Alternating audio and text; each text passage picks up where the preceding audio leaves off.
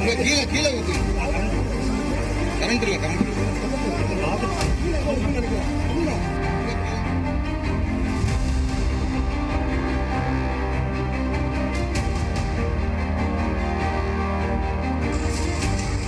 Sir இங்க கடையில தான் இருக்கேன்.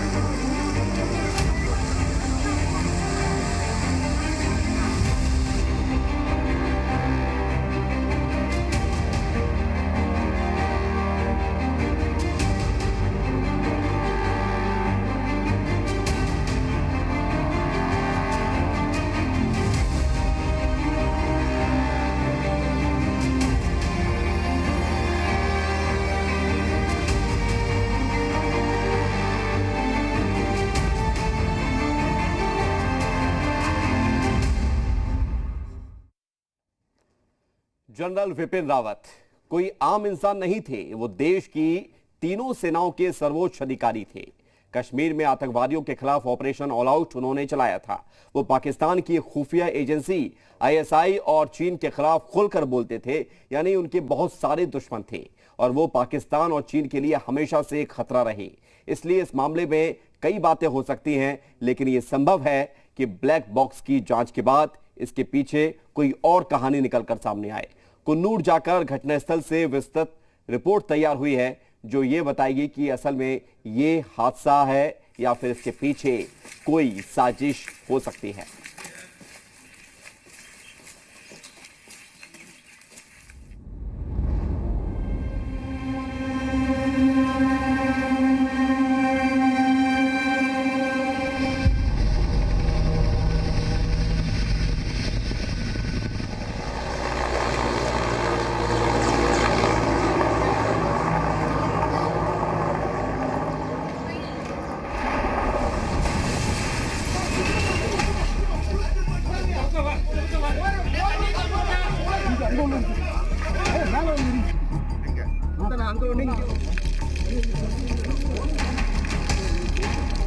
ब्लैक बॉक्स में करीब 12:15 को क्रैश हुआ है। शायद 12:25 को मुझे फोन मिला और 12:35 को हमने स्पॉट में था। जब हमने आए थे कोई वो सराउंडिंग के लोग थे और कांस्टेबल लोग थे। तब हमें 5 लोग को रेस्क्यू किए, उसमें 3 लोग जिंदा थे, 2 मर गए। मुझे भी चोट लगी है। उस वक्त में we had to jump into the forest. देखिए यहाँ पर ये रेस्क्यू के समय में जो है इनके ये चोटें लगी हैं। आपकी किसी से बात हो पाई जो जिस वक्त लोग घायल थे, उनसे किसी से बात हो? नो, ये एक आदमी तो I don't know who is that concerned officer, he was brutally hurted, his cheeks were torn off and he wanted to say something but it is very hard to understand what he wanted to say. The helicopter come down the area on the tree is suddenly a fire out of the area. So on the time is no the person. Only one or two person is old aged is there. 11 மணி இருக்குங்க sir. என்னாச்சு? அப்போ வந்துட்டு திடீர்னு ஒரு sound கேட்டதுக்கு அப்புறம் தான் தீ வர ஆரம்பிச்சது.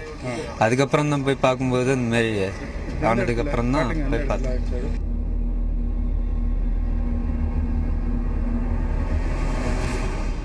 हमारी टीम इस वक्त मौजूद है कुन्नूर जिले के MI-17 क्रैश साइट पर, जहां MI-17 हेलीकॉप्टर दुर्घटनाग्रस्त हुआ था। उस ग्राउंड जीरो पर इस वक्त हम मौजूद हैं और कुछ डेमोन्स्ट्रेट करने के लिए, कुछ चीज आपको समझाने के लिए हम यहां पहुंचे हैं। ये जो हिस्सा है जहां से मैं ट्रैक करते हुए नीचे की तरफ आ रहा हूं, इस हिस्से से अगर आप सीधा नीचे की तरफ, अगर मैं यहां खड़ा हूं और यहां से मैं आपको ये बताऊं कि 200 से 250 मीटर नीचे की तरफ, गहराई की तरफ अगर आप देखेंगे तो आपको क्रैश साइट नजर आएगा, क्योंकि 200 से 250 मीटर नीचे गहराई में वो क्रैश साइट है। लेकिन इस वक्त चैलेंज क्या है, क्योंकि अभी तकरीबन 15 से 20 मिनट पहले चमचमाती धूप थी, खुला मौसम था और उस खुले वेदर में सब कुछ दिखाई दे रहा था। जैसे अभी धीरे धीरे ये वेदर खुल रहा है, ये आपको धुंध की चादर अब धीरे धीरे हट रही है, तो आपको चीजें दिखाई दे रही होंगी। लेकिन अभी विजिबिलिटी जितनी कम है उसमें न तो आपके लिए और न ही मेरे लिए यह संभव है। क्या मैं आपसे ये कहूं कि आप इस वक्त अगर अपने टेलीविजन स्क्रीन पर देखें और आप ये बता पाएंगे, आप क्या ये अंदाजा लगा पाएंगे कि जहां तक आपकी निगाह जा रही है, क्या आगे की इस घाटी में आपको पहाड़ की किसी ऊंची चोटी का अंदाजा आप लगा सकते हैं? कोई ऊंचा पहाड़ है यहाँ पर, कोई ऐसी कोई घने जंगल की ऊंचाई वाला इलाका है, आप या मैं उसको अंदाजा इसलिए नहीं लगा सकते क्योंकि अब से 15 मिनट पहले और अब 15 मिनट बाद मौसम बदलने के बाद धुंध की चादर के बीच ये पूरा हिस्सा ढक चुका है और हम और आप नहीं बता सकते कि इस घाटी में आगे यानी कि 100 मीटर आगे क्या कोई पहाड़ी की चोटी है या कोई ऐसा हिस्सा है जहां आप टकरा सकते हैं, वो आप नहीं बता सकते। एग्जैक्टली यही हुआ होगा जो प्रिलिमिनरी इन्वेस्टिगेशन में चीजें आ रही हैं।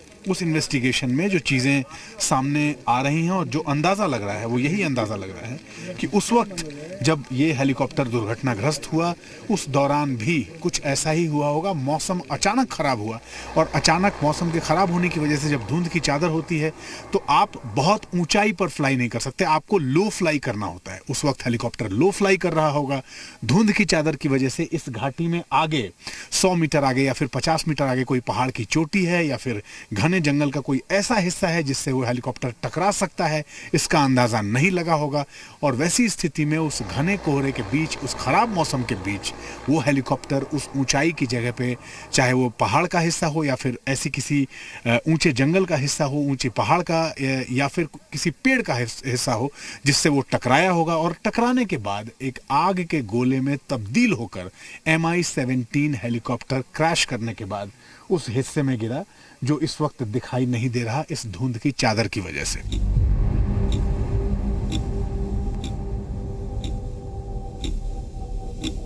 अब 15 से 20 मिनट का वक्त बीत गया है और उसके बाद अब कोहरा छट गया है। उसी जगह को अब इस कैमरे के लेंस से हम आपको दोबारा दिखाते हैं। अब से थोड़ी देर पहले जब वो चंक रिकॉर्ड कर रहे थे उस वक्त ये पूरा हिस्सा कोहरे की घने चादर के बीच में था और आपको कुछ भी नहीं दिखाई दे रहा था। मैं भी 20 से 25 मीटर से ज्यादा शायद ही देख पा रहा था कुछ भी। लेकिन अब जबकि तस्वीर साफ हो गई है, कोहरा छट गया है, अब देखिए इस घाटी को और अब अंदाजा लगाइए कि उस कोहरे के बीच में क्या चीजें दिखाई नहीं देती हैं। उस कोहरे के बीच में ये घने पेड़ दिखाई नहीं देते और उस कोहरे के बीच में ये सामने आपके बिल्कुल ठीक सामने आप अपनी स्क्रीन पर जो देख रहे हैं ये पूरी पर्वत श्रृंखला है, पहाड़ की चोटियां हैं और वो कोहरे के साफ होने के बाद ही दिखाई देती हैं। अब इस घाटी में ये घाटी और इस घाटी का जो टफ टेरेन है इसका अंदाजा अब लग पा रहा है इसको देखने के बाद जब कोहरा छट गया है।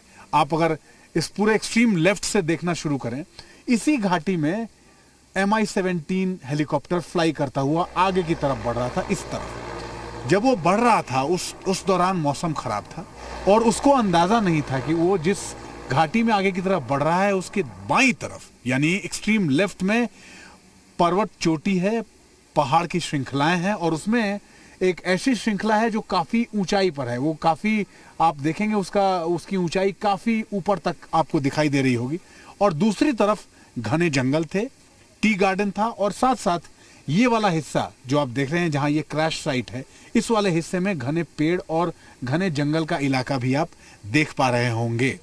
यानी कि कितने नैरो स्ट्रेच में वो हेलीकॉप्टर लो फ्लाई करता हुआ आगे की तरफ बढ़ रहा था और कोहरे के धुंध की चादर के बीच में उसे अपने दोनों तरफ के जो ये एक्सट्रीम कंडीशंस थे, दोनों तरफ का जो ये खतरा था टकराने का, वो उसको नहीं दिखा और उस कोहरे की चादर में ही जिस तरफ से वो फ्लाई करता हुआ आ रहा था वहीं किसी हिस्से में वो टकराया और उसके बाद वो नीचे गिरा।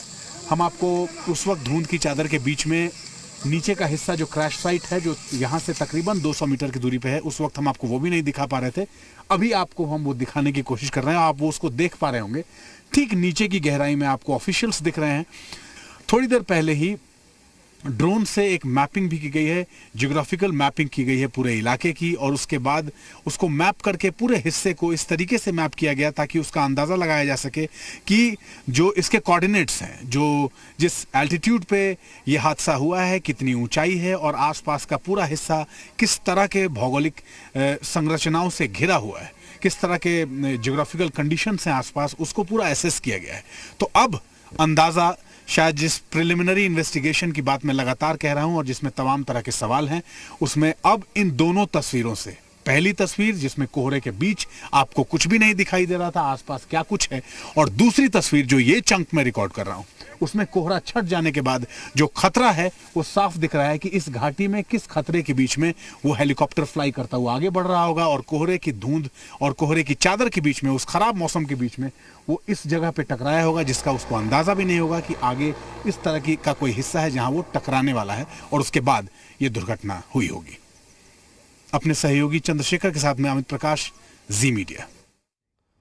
तो ये हमने आपको बताया कि उस दिन क्या हुआ होगा, क्या कुछ संभावना बनी थी, ये हमने आपको बताया है। और अब जो सबसे ज्यादा जरूरी है, ब्लैक बॉक्स जिस पर सबकी नजरें भी हैं कि आखिर इस ब्लैक बॉक्स से क्या कुछ निकलकर सामने आता है, वो सबके इंतजार के में अभी बना हुआ है।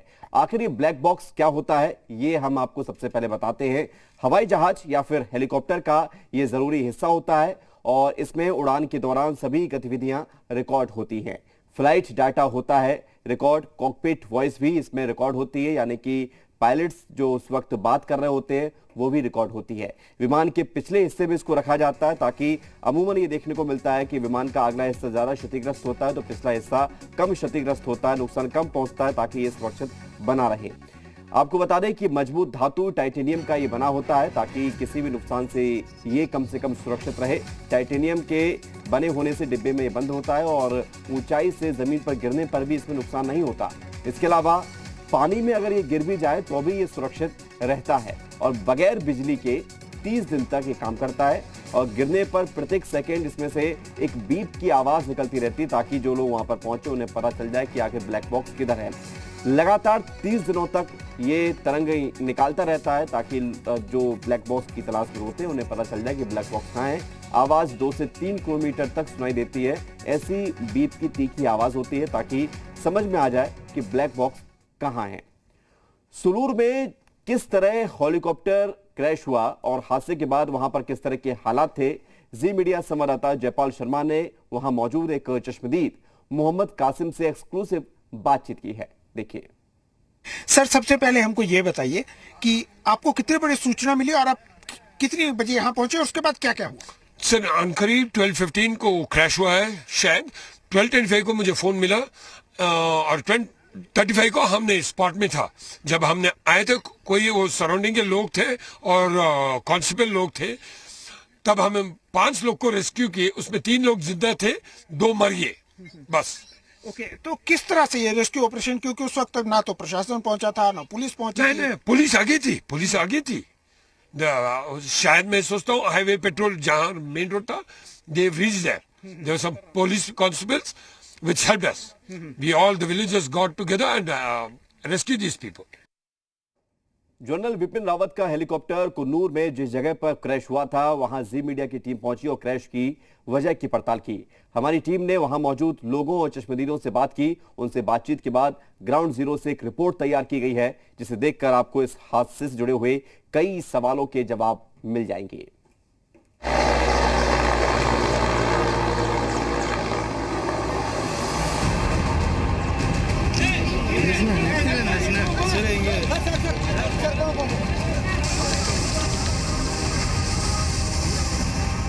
लोग देखते रह गए, कोई कुछ नहीं कर सका।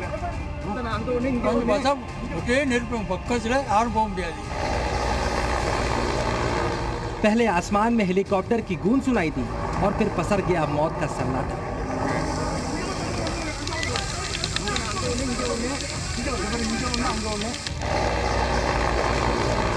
नीलगिरी की पहाड़ियों में चंद सेकंड में ही ऐसा हादसा हुआ जिसकी टीस दशकों तक रहेगी।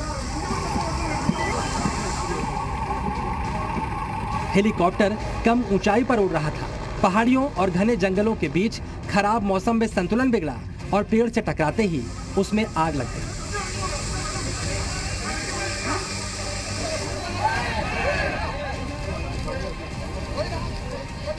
The helicopter come down the area on the tree is suddenly a fire out of the area.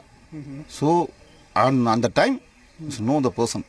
Only one or two person is old aged is there. 11 மணி இருக்குங்க சார். என்னாச்சு? அப்போ வந்துட்டு திடீர்னு ஒரு சவுண்டு கேட்டதுக்கு அப்புறம் தான் தீ வர ஆரம்பிச்சது. அதுக்கப்புறம் தான் போய் பார்க்கும்போது இந்த மாதிரி ஆனதுக்கு அப்புறம் தான் போய் பார்த்தேன்।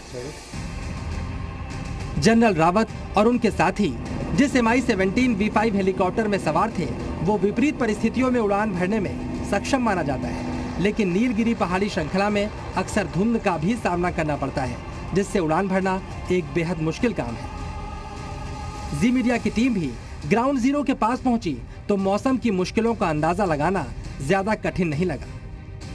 इस वक्त मैं बिल्कुल उस जगह पे खड़ा हूं जहां पर से आप देख सकते हैं कि जो हेलीकॉप्टर का हादसा हुआ था जिसमें सीडीएस जनरल विपिन रावत सवार थे, वो जगह मैं आपको यहां से दिखलाता हूं। आप देख सकते हैं कि वहां पर ठीक नीचे वहां पर हेलीकॉप्टर का जो है मलबा पड़ा हुआ है, उसके इर्द गिर्द जो है पुलिस मौजूद है। चूंकि वहां पर मलबा है, जब तक वो क्लियर नहीं होगी तब तक पुलिस वहां पर मौजूद रहेगी और उसके साथ ही इस पूरे इलाके को जो है पुलिस ने एक तरह से घेर लिया है।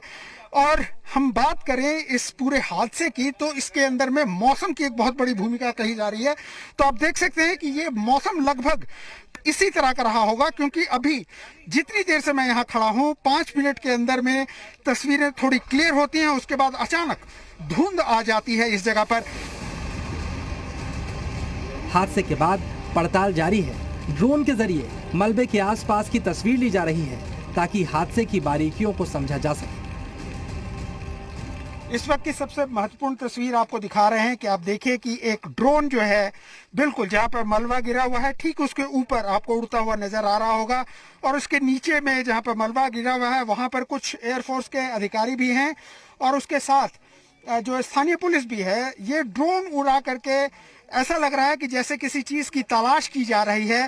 वो ड्रोन लगातार उड़ाया जा रहा है और उन तस्वीरों को हासिल किया जा रहा है ताकि बाद में विश्लेषण करके ये देखा जा सके कि क्या कोई ऐसी महत्वपूर्ण चीज वहां पर मौजूद है। और यहाँ पर रुकने एक छोटे से ब्रेक के लिए जहाँ लौटते हैं।